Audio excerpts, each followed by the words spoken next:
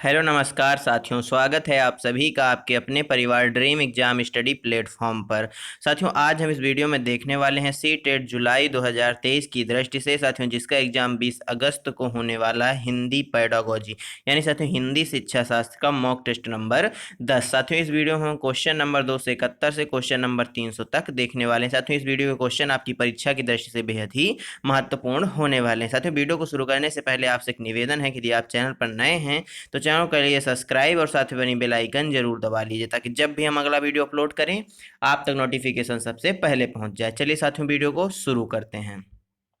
साथियों, question number 1, भाषा का विचार पर प्राधान्य यानी आधिपत्य है, यह किसके द्वारा समर्थित है? यानी साथियों यह कथन किसका है कि भाषा का विचार पर आधिपत्य है? बेंजामिन वोल्फ ने, पियाजे के द्वारा, या वाइगोत्स्की के द्वारा, या स्किनर के द्वारा? बताइए साथियों, इस क्वेश्चन का सही आंसर क्या हो जाएगा? साथियों, यूं ही नहीं गिरते ख्वाहिशों के फूल झोली में, कर्म की साख को हिलाना पड़ता है, कुछ नहीं होगा अंधेरों को कोसने से, अपने हिस्से का दिया खुद ही जलाना पड़ता है। साथियों, बात करें यदि वाइगोत्स्की महोदय की, तो इन्होंने कहा था कि भाषा पहले आती है और विचार बाद में आता है। क्या साथियों, भाषा पहले आती है, विचार बाद में आता है? यहीं पियाजे महोदय की बात करें तो इन्होंने कहा था कि विचार पहले आता है और भाषा बाद में आती है। साथियों, इसी के संबंध में जो बेंजामिन वोल्फ थे, इन्होंने कथन दिया कि भाषा का विचार पर आधिपत्य है। इस क्वेश्चन का सही आंसर हो जाएगा ऑप्शन ए। साथियों, क्वेश्चन नंबर 272, क्रैसन के सिद्धांत I+1 का क्या तात्पर्य है? शिक्षार्थी इस प्रकार से सक्षम हों कि वे अपने मजबूत पक्ष तथा कमजोर पक्ष की जानकारी प्राप्त कर सके। साथियों, यहाँ पर कुछ मिस टाइपिंग हो गई है, यहाँ पर है अपने मजबूत पक्ष और कमजोर पक्ष की जानकारी प्राप्त कर सकें। भाषा तब सीखी जाती है, यहाँ पर सीखी नहीं साथियों, सीखी है, सीखी जाती है जब शिक्षार्थियों को दूसरे विद्यार्थियों से मिलने के मौके हों। सामग्री का स्तर शिक्षार्थियों की क्षमता के वर्तमान स्तर से कुछ ऊपर के स्तर का होना चाहिए। कक्षा कार्य का अभ्यास घर में करवाया जाना चाहिए। बताइए साथियों, क्रैसन का सिद्धांत I+1 का क्या तात्पर्य है? तो साथियों, इसका जो तात्पर्य है वह है कि जो भाषा की सामग्री हो उसका स्तर शिक्षार्थियों की जो वर्तमान क्षमता के स्तर से क्या होना चाहिए? कुछ उच्च लेवल का होना चाहिए। यानी ऑप्शन सी इस क्वेश्चन का क्या हो जाएगा साथियों? एकदम राइट आंसर हो जाएगा। साथियों, क्वेश्चन नंबर 273, बालिका संकोच के साथ बात करती है जिससे कई बार संप्रेषण में व्यवधान होता है। यह यह सब किस बात का आकलन करेगा? उच्चारण, व्याकरण, प्रवाह, या शब्द भंडार का? बताइए साथियों, बालिका संकोच के साथ बातचीत करती है जिससे कई बार संप्रेषण में व्यवधान उत्पन्न होता है। तो साथियों, यह सब किस बात का आकलन करेगा? तो साथियों, यह सब किस बात का आकलन करेगा? यह साथियों प्रवाह यानी भाषा के प्रवाह का आकलन करेगा। ऑप्शन सी क्या हो जाएगा? राइट आंसर हो जाएगा। साथियों, ये जो कथन दिया गया है इसकी बात की गई है कि साथियों यह किस बात का आकलन करेगा। तो यह कथन किस बात का आकलन करेगा?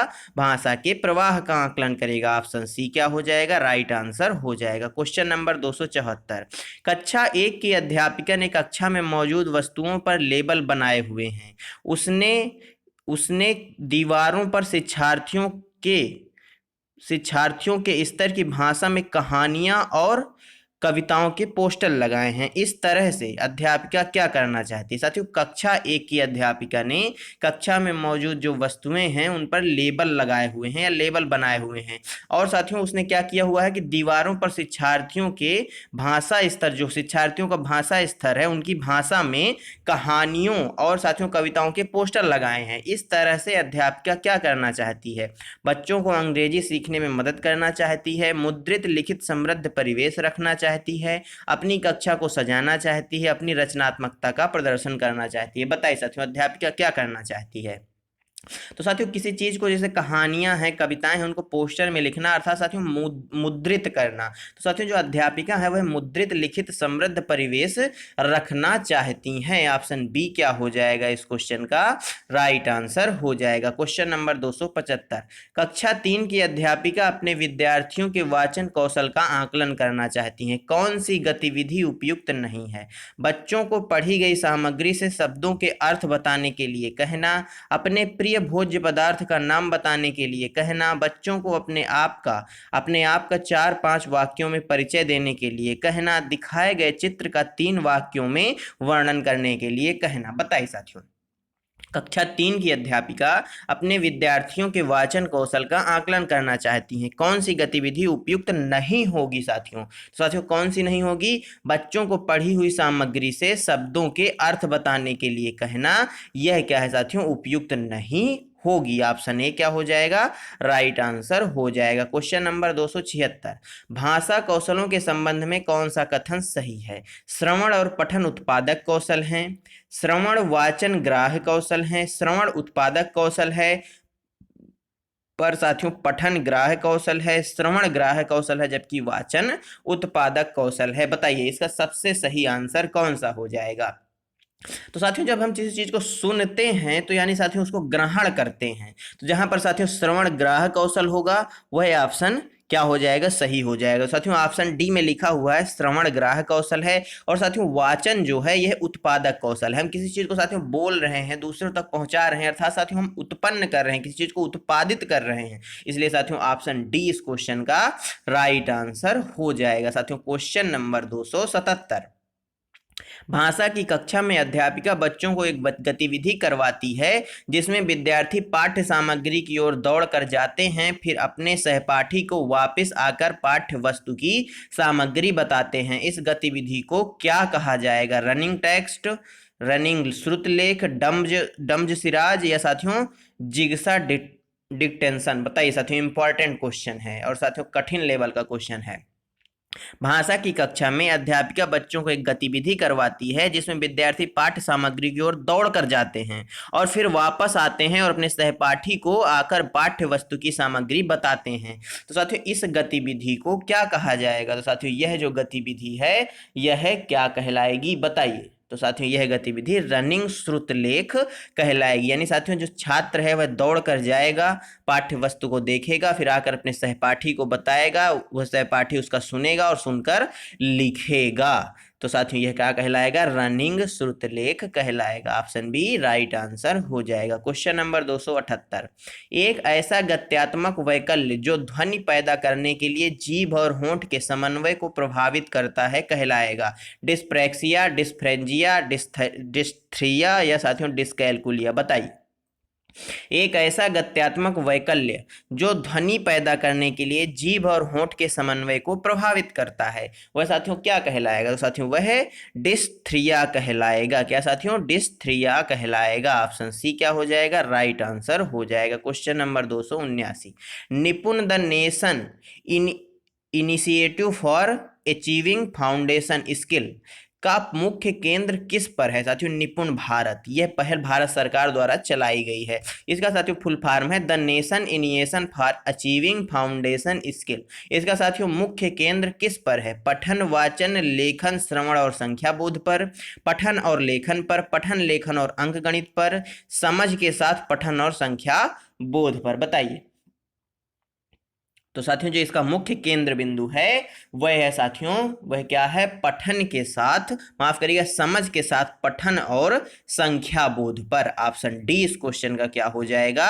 एकदम राइट आंसर हो जाएगा। क्वेश्चन नंबर 280, निम्नलिखित में से कौन सा भाषा परीक्षण विद्यार्थी भी किसी विशिष्ट कार्य के, किसी साथियों विशिष्ट या विशेष कार्य से संबंधित उस उपलब्धि का मापन करता है जिसकी उसे बाद में इस्तेमाल करने की आवश्यकता होती है? साथियों निम्नलिखित में से कौन सा भाषा परीक्षण ऐसा है जिसमें विद्यार्थी भी किसी विशेष, साथियों यहाँ पर मिस टाइपिंग है, किसी विशेष कार्य से संबंधित उस उपलब्धि का मापन करता है जिससे उसे बाद में इस्तेमाल करने की आवश्यकता है? वस्तुनिष्ठ परीक्षण, सक्षमता परीक्षण, निपुणता परीक्षण, या साथियों उत्पादक परीक्षण। बताइए किस परीक्षण के अंतर्गत ऐसा होता है? तो साथियों निपुणता परीक्षण के अंतर्गत ये बात आती है। ऑप्शन सी क्या हो जाएगा? राइट आंसर हो जाएगा। साथियों क्वेश्चन नंबर 281, कक्षा 4 के शिक्षार्थियों के लेखन कौशल का मूल्यांकन करने के लिए परीक्षण तकनीकी इस प्रकार की होनी चाहिए कि वह शिक्षार्थी की इस बात का आकलन कर सके कि वह श्रुति लेख कर सकता है, अच्छी लिखावट में उत्तर लिख सकता है, युक्ति संगत और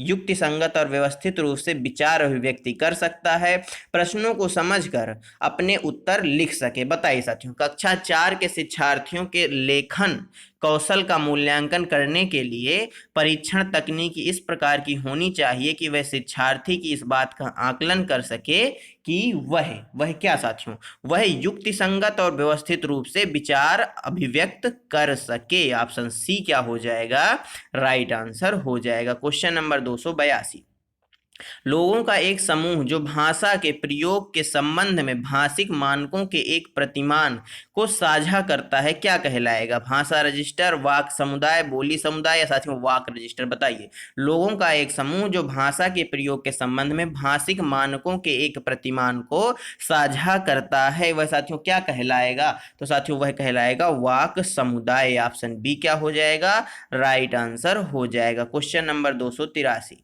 पठन बोध का संवर्धन करने के लिए अध्यापक को कौन सा लेखन कार्य देना चाहिए? पाठ्य सामग्री में पढ़े गए शब्दों का श्रुत लेख कराना, विद्यार्थियों को पढ़ी गई सामग्री का सारांशीकरण करने के लिए कहना, किसी सामग्री को पढ़ते समय उसमें आए कठिन शब्दों के अर्थ कंठस्थ करके लिखने के लिए कहना, किसी सामग्री को पढ़ते समय उसमें आए नए शब्दों से वाक बनाने के लिए कहना। बताइए, पठन बोध का साथियों संवर्धन करने के लिए अध्यापक को कौन सा लेखन कार्य करना चाहिए? तो साथियों क्या करना चाहिए, विद्यार्थियों को पढ़ी गई सामग्री का सारांशीकरण करने के लिए कहना चाहिए। यानी जो साथियों सामग्री हमने पढ़ ली है उसकी साथियों समरी लिखने के लिए विद्यार्थी को कहना चाहिए। ऑप्शन बी क्या हो जाएगा, राइट आंसर हो जाएगा। क्वेश्चन नंबर 284, पाठ्य सामग्री के बारे में सामान्य जानकारी हासिल करने की दृष्टि से तेजी से किया गया पठन क्या कहलाएगा? बारीकी से पठन, तीव्र पठन, सरसरी तौर पर पठन या साथियों अर्थपूर्ण पठन? बताइए,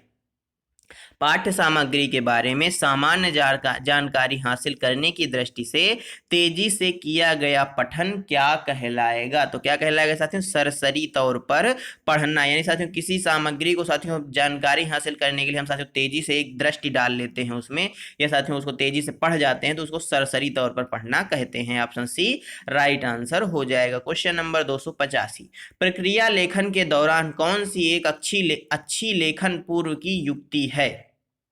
अच्छी लेखन पूर्व की युक्ति है मानस चित्रण, समीक्षा करना, संपादन करना या पुनरावृत्ति? साथियों प्रक्रिया लेखन के दौरान साथियों कौन सी एक अच्छी लेखन लिखने के पूर्व की युक्ति है, यानी लिखने के पूर्व जो उपयोग किया जाता है वह है साथियों मानस चित्रण, यानी साथियों एक माइंड मैप तैयार करना, यानी ऑप्शन ए राइट आंसर हो जाएगा। क्वेश्चन नंबर 286, बहुभाषावाद मस्तिष्क की क्षमता है अवचेतन रूप से दो भाषाओं में व्यवहार करना और सामान्य संज्ञानात्मक योग्यताओं का प्रयोग करते हुए बहुत से सांस्कृतिक संदर्भों में संलापन करना, इच्छानुसार दो भाषाओं में व्यवहार करना और अनेक सामाजिक व सांस्कृतिक संदर्भों में आधिकारिक नियंत्रण का उपयोग करते हुए संलापन करना, दो भाषाओं में सुगमता पूर्वक व्यवहार कर पाना, सुगमता पूर्वक दो भाषाओं में सामाजिक संदर्भों के आर पार व्यवहार कर पाना। बताइए,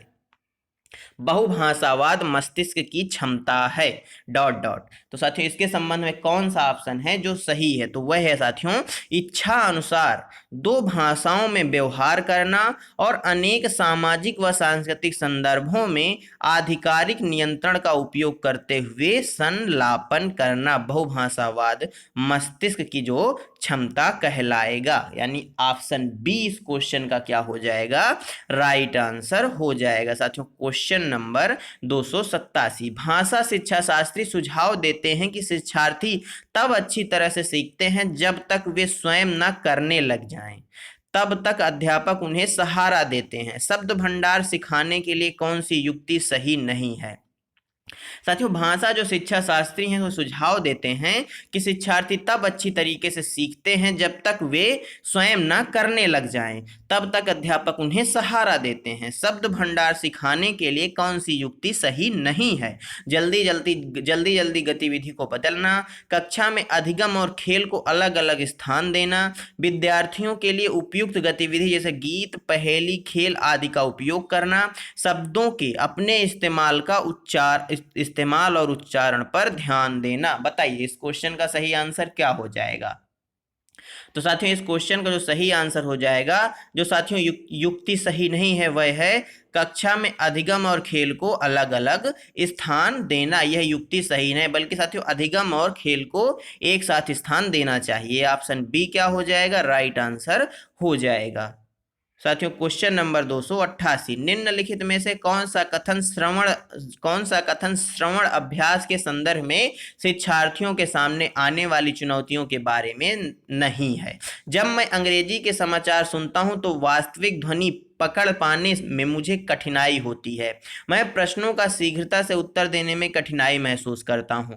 जितनी भी सूचना मुझे मिल पा रही है, मैं सभी को याद करने समझने में कठिनाई का अनुभव करता हूं। मैं प्राकृतिक देशज ध्वनियों को शीघ्रता से समझने में कठिनाई का अनुभव करता हूं। बताइए साथियों इस क्वेश्चन का सही आंसर क्या हो जाएगा। निम्नलिखित में से कौन सा कथन श्रवण अभ्यास के संदर्भ में शिक्षार्थियों के सामने आने वाली चुनौतियों के बारे में नहीं है। निगेटिव पूछा है साथियों, तो वह है मैं प्रश्नों का शीघ्रता से उत्तर देने में कठिनाई महसूस करता हूं। यह साथियों शिक्षार्थियों के सामने आने वाली चुनौतियों के बारे में सही नहीं है। आप किस दौरान साथियों, श्रवण अभ्यास के दौरान। यानी साथियों यदि कोई क्वेश्चन आपसे पूछता है तो आप शीघ्रता से उत्तर नहीं दे पाते, तो इसका मतलब ये नहीं कि साथियों आप सुनने में आपको दिक्कत हो रही है। साथियों इसका मतलब है कि उस उत्तर को सोचने में आपको समय लग रहा है। यानी ऑप्शन बी क्या हो जाएगा, राइट आंसर हो जाएगा। क्वेश्चन नंबर 289, भाषा अंतरण डॉट डॉट कक्षा में भाषाओं को पृथक रखने की धारणा को चुनौती देती है। भाषा को क्रिया विशेषण के स्थान पर क्रिया के रूप में देखती है। भाषा शिक्षा के केंद्र में अनुवाद के मुद्दे को रखती है। कक्षा में अंग्रेजी भाषा के प्रयोग से भारतीय भाषाओं के प्रयोग पर ध्यान देती है। बताइए साथियों भाषा अंतरण के संबंध में कौन सा कथन है जो सही है। तो साथियों जो भाषा अंतरण है वह साथियों कक्षा में भाषाओं को पृथक रखने की धारणा को क्या करती है, चुनौती देती है। ऑप्शन ए क्या हो जाएगा इस क्वेश्चन का, राइट आंसर हो जाएगा। साथियों क्वेश्चन नंबर 290, रचनात्मकता के बारे में कौन सा कथन सही नहीं है। आनंद मिलता है रचनात्मकता से,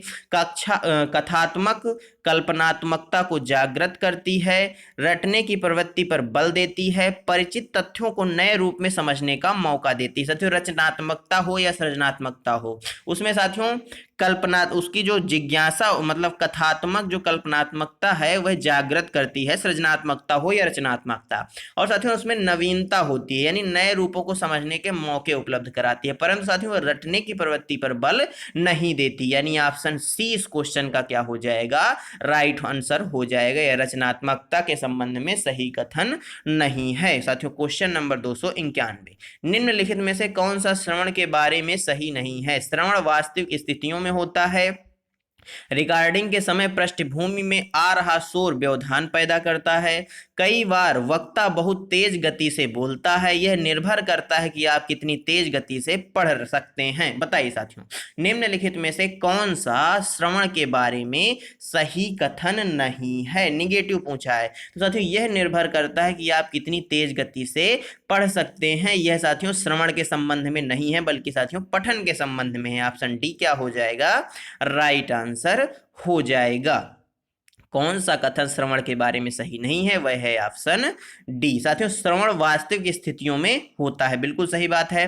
रिकॉर्डिंग के समय पृष्ठभूमि में आ रहा शोर व्यवधान पैदा करता है, बिल्कुल सही बात है। कई बार वक्ता बहुत तेज गति से बोलते हैं, उस समय भी सुनने के संबंध में यह भी सही है। परंतु साथियों यह निर्भर करता है कि आप कितनी तेज गति से पढ़ सकते हैं। यह बात बिल्कुल गलत है। ऑप्शन डी क्या हो जाएगा, राइट आंसर हो जाएगा। क्वेश्चन नंबर 292, कौन सा वाक्यांश भाषा के संदर्भ में नहीं है। योजक, खोजबीन पद्धति, सर्वनाम, व्याकरण, अनुवाद विधि। बताइए साथियों कौन सा वाक्यांश भाषा के संदर्भ में नहीं है। तो साथियों वह है खोजबीन पद्धति। ये भाषा के संबंध में नहीं, बल्कि साथियों विज्ञान के संबंध में है। ऑप्शन बी क्या हो जाएगा, राइट आंसर हो जाएगा। क्वेश्चन नंबर साथियों 293, पठन क्या है। जो हम नहीं जानते उसे समझने के लिए जो जानते हैं उसका प्रयोग करना पठन है। पाठ्य सामग्री की विषय वस्तु और प्रकारों के बारे में परिकल्पना बनाना और अपने विचारों और सुझावों का अनुसरण करना। अनुमान लगाने की सतत प्रक्रिया पाठक की पाठ्य सामग्री में क्या जोड़ता है। यह इतना महत्वपूर्ण नहीं है जितना कि यह कि उसे पाठ्य सामग्री में क्या मिलता है। अनुमान लगाने की सतत प्रक्रिया पाठक पाठ्य सामग्री में क्या जोड़ता है, यह अधिक महत्वपूर्ण है बजाय इसके कि उसे पाठ्य सामग्री से क्या मिलता है। बताइए साथियों, पठन क्या है? तो साथियों, पठन है अनुमान लगाने की एक सतत प्रक्रिया। पाठक पाठ्य सामग्री में क्या जोड़ता है, यह अधिक महत्वपूर्ण है बजाय इसके कि उसे पाठ्य सामग्री से क्या मिलता है। साथियों, जब आप कोई भी पाठ पढ़ रहे होते हैं तो कई बार आप देखते हैं कुछ शब्द आप अपने आप से जोड़ देते हैं। तो साथियों, वही बात यहाँ पर लिखी हुई है कि पाठक पाठ्य सामग्री में क्या जोड़ता है। ऑप्शन डी क्या हो जाएगा इस क्वेश्चन का राइट आंसर हो जाएगा। क्वेश्चन नंबर 294, मैं एक दिन वाच्य और काल पढ़ रही थी। मुझे एक पाठ्य सामग्री मिली जिसमें बहुत से उदाहरण थे। मैंने उदाहरणों की ओर संकेत किया और कर्मवाच्य समझाए। ऐसा प्रतीत हुआ कि विद्यार्थियों ने समझ लिया। जब मैंने उन्हें अभ्यास के लिए काम दिया तो बहुत ही कम विद्यार्थी कर सके। नीचे इस कथन के लिए कुछ सुझाव दिए गए हैं, जो सही नहीं है उसका चयन करिए। यह संभव हो सकता है कि व्याकरण पढ़ने की विधि विद्यार्थियों को प्रोत्साहित न कर पाई हो। विद्यार्थियों के साथ उनकी शब्द संपदा पर कार्य करें। चुनी गई पाठ्य सामग्री का स्तर विद्यार्थियों के स्तर से ऊंचा होगा। लंबे घुमावदार और जटिल उदाहरणों के स्थान पर सरल व्याख्या दी जाए। बताइए इस क्वेश्चन का सही आंसर क्या हो जाएगा?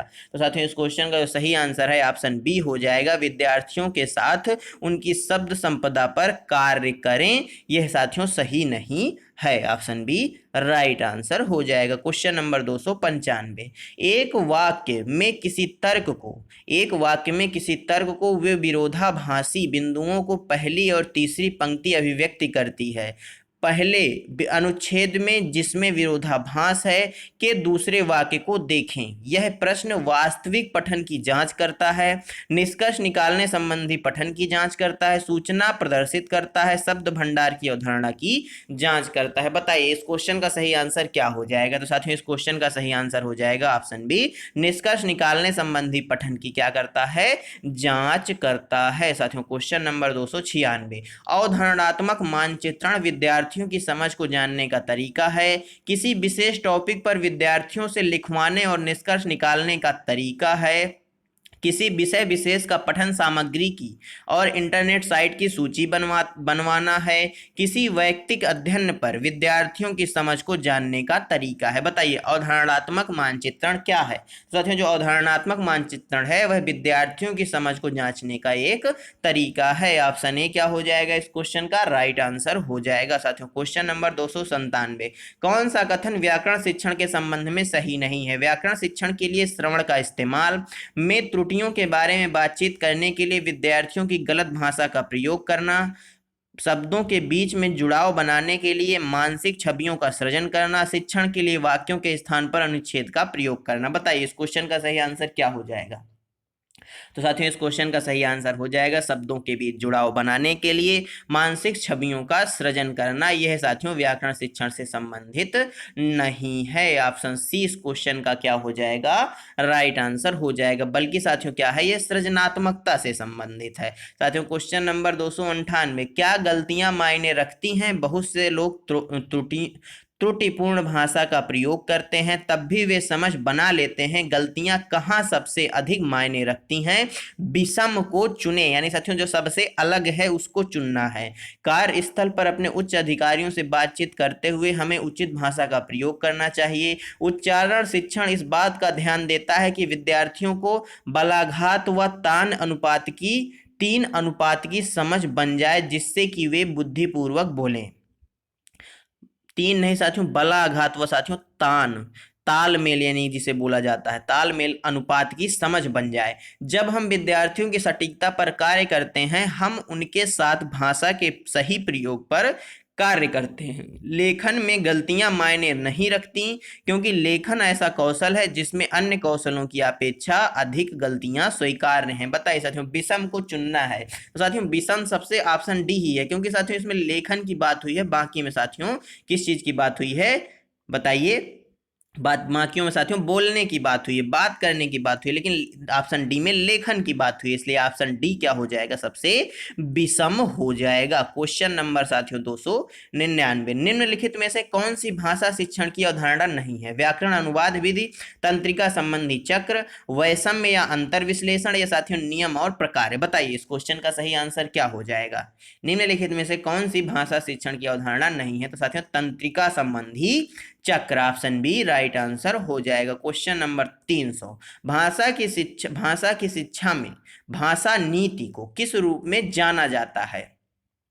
भारत की शिक्षा में भाषा नीति को किस रूप में जाना जाता है? बहुभाषा आधारित मातृभाषा, त्रिभाषा सूत्र, राष्ट्रीय शिक्षा नीति 2020, या साथियों द्विभाषावाद। बताइए भारत की शिक्षा में भाषा नीति को किस रूप में जाना जाता है? तो साथियों इसको त्रिभाषा सूत्र के रूप में जाना जाता है। ऑप्शन बी क्या हो जाएगा, राइट आंसर हो जाएगा। इंपॉर्टेंट क्वेश्चन है साथियों।